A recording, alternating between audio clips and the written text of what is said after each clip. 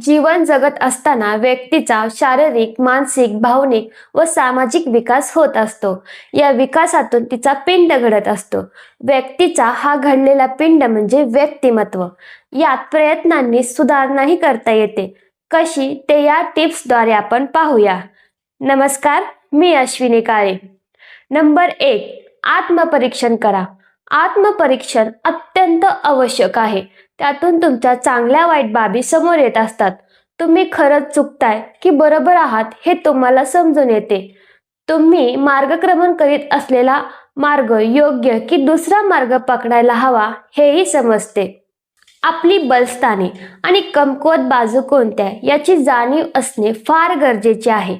आपल्यामधील सकारात्मक आणि नकारात्मक अशा दोन्ही गोष्टींची यादी करा. नकारात्मक गोष्टी आणि कमकुवत बाजू कशा कमी करता येतील यावर काम करा.